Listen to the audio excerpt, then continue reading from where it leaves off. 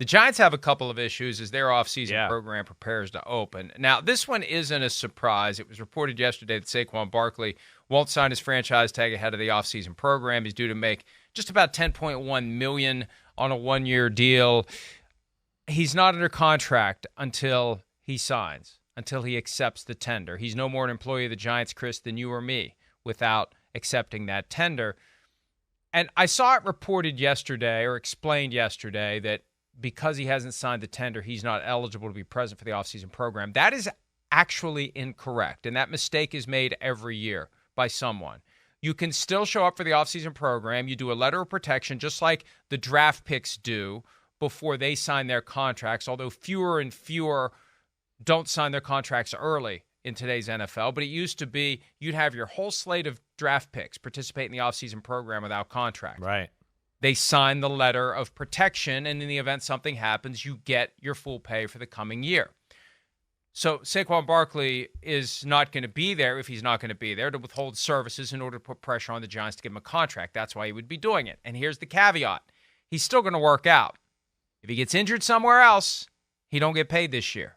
So if you're going to work out anyway, there is value, there is wisdom in working out in the team facility because you get a free $10 million insurance policy against the worst-case scenario. Not that guys think that way, but who's the tackle that found out the hard way? Jawan James? The guy that was with the Broncos? Yeah, yes. Jawan James, yes. right? Yeah. Working out on his own. Right. Working out on his own, blew out his Achilles, and the team said, sorry, sucks for you, not for us. We're not paying you. So I think Saquon Barkley should really think that through before he completely withholds services from the standpoint of doesn't show up to work out. Because you're going to work out anywhere, you should work out in the building. Yeah, Mike, what is your biggest reason, or what do you think it is, why not sign it? Just so you're not susceptible to not showing up and getting fined? Or what is the biggest reason or benefit for Saquon not signing it?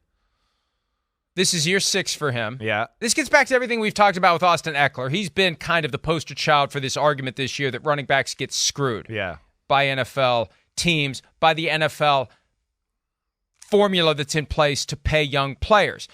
Their best years come at a time when they're on this controlled salary. They don't get rewarded for it. I've yet to write the thing that I plan to write based on your idea that guys should get paid more from a league-wide fund early in their career based on yards and touchdowns and all the things that make them fantasy football stars. Right. Because by the time they're eligible for that contract, who cares? So for Saquon Barkley, you play one more year for $10.1 million. Fine, where am I next year? Yeah. I'm 6 years in. I'm closer to 30. Who's going to give me the money I could have gotten this year on the open market? So let me turn this $10.1 million into 2 years, $20 million. Right. Right? Right. With a couple of phony years on the back end that the team can either keep me or cut me, but let me get more security. Let me leverage my current circumstance into more security because I have none after this season. Yeah. So, but like, still not. Why not sign the tender? The franchise though. You can still negotiate this and do all of that. That's where I to your point, it seems like it just like it's protects them for the workouts like you talked about. It's like one of those things that I feel like became a subject and I don't really know exactly why, right? Like, is it because he doesn't want to show up for training camp and then not be able to be fined because of that? I mean, those are the reasons I can only look at to go, wait, that would be a reason not to do it. But other than that, I don't know why do it this day and age.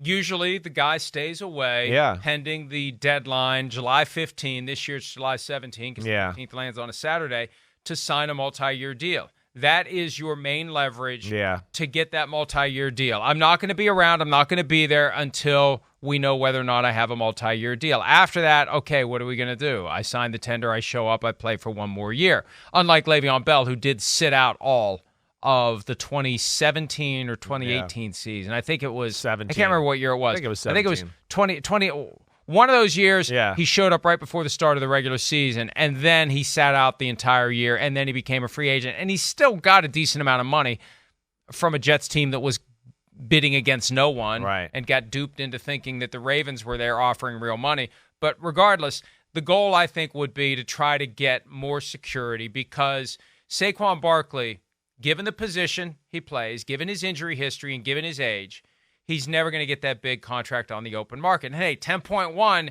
for 1 year is a damn good deal at the running back position, but that's it. We talked about that earlier in the week. Yeah. You only have so many opportunities as an NFL player to get paid. And once that window closes, it closes for good.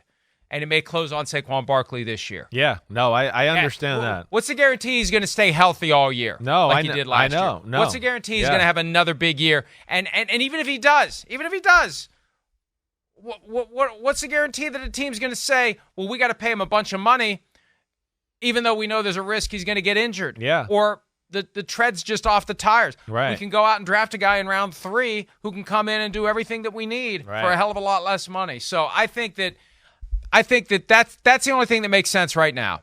He's not signing the tender because he's trying to leverage it into some security, into some guarantees from the Giants for next year. Yeah. And possibly beyond, so he can secure his future with the Giants. Because as it stands, it's one more year and out. They're not going to tag him next year at a 20% increase over the $10.1 million he's making this year. No, I know that. And I mean, Saquon's a phenomenal talent. He deserves to be paid.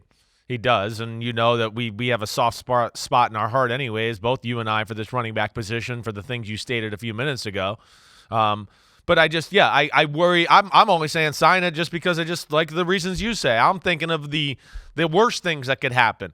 And you could still be the disgruntled, I want more, and negotiate and, not show up for OTAs and the voluntary workouts and all that and still make your point. That's all I was saying. I didn't know if maybe I was missing something there. I think your point is probably right, or the point. It just gives them a little bit more leverage. I just was kind of trying to flush it out, like how much leverage, why do it? So that's kind of where my head was at. But he's a huge part of that offense. Him being there for OTAs and all that, it's not that crucial. He knows it now, right? They love Saquon Barkley in that organization. They do. And, to the point, you said, I said, like we saw last year, when he's healthy, he's one of the best running backs in football, and it's a team that doesn't have necessarily top-tier weapons in football either.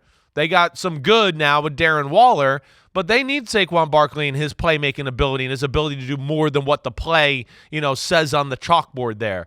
So hopefully they can work something out that works for both sides here. The risk he's taking as the draft approaches. Yeah.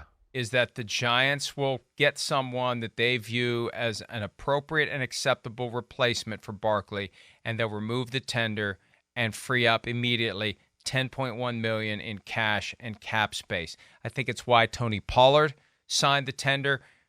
Coincidentally, I'm not going to say that we influenced him to do it, but I do know that those contemplations were occurring as we were putting out there this idea, hey, look at what Austin Eckler is experiencing as he tries to find a trade partner. Look at where the market is at tailbacks. These guys with the franchise tender, they got to ask themselves, if all of a sudden it goes away, am I getting $10.1 million for this year? And if the team that has you, if the Raiders with Josh Jacobs or the Giants with Saquon Barkley land a running back that they feel pretty good about, that they could plug right in day one, why wouldn't they? It's a business at the end of the day. These are all interchangeable parts of a giant football machine, and every piece that's inside now eventually is going to be pulled out and cast aside for a new piece. And if you don't sign that franchise tender, that is the risk you're taking, that they're going to say, fine, we're done. We're out. Good luck getting $10.1 million elsewhere. Yeah. And even a guy like Saquon Barkley, if post-draft all of a sudden the franchise tag is removed, who's giving him $10 million at that point? Who's even got $10 million laying around that they can give to him? I feel like with a player like Saquon, somebody will find $10 million for a year or two and take that risk. I do. I think he's that caliber of a player. Forget all the personal stuff where, we know the Giants like him and Dayball likes him and all that. And your point's real. I understand that. I was certainly going through my brain as well. But this is a team that formulated their offense around the run game. They're one of the best running offenses in football. He's a big part of that. And he's special to where, nobody in the draft, unless you have Bijan Robinson in your lap right there, And then you want to go down that road again too. But even, for that draft pick, you're going to be close to, first-round running back. You're going to be close to paying him $10 million for the first year too. Or it's going to be, somewhere close to that at least. Where after that, though, Saquon Barkley's don't grow on trees. There's a reason he was the number 2 picks. And that would be, I think, looked on very negatively here in the New York area for as much as Saquon's liked as a person and a player. And he was a draft grown home pick here. I messed up that phrase. You know what I meant to say there. Homegrown. I wouldn't see that happening, I guess is what I'm trying to say.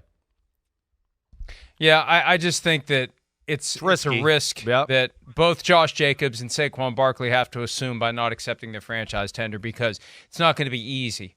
The $10 million is not going to fall out of the trees on which Saquon Barkley's don't grow. That money doesn't grow on trees for veteran running backs, especially when you get into May. Hi, it's Mike Florio. Thanks for watching PFT on YouTube. Hit subscribe for the latest news and analysis from Pro Football Talk.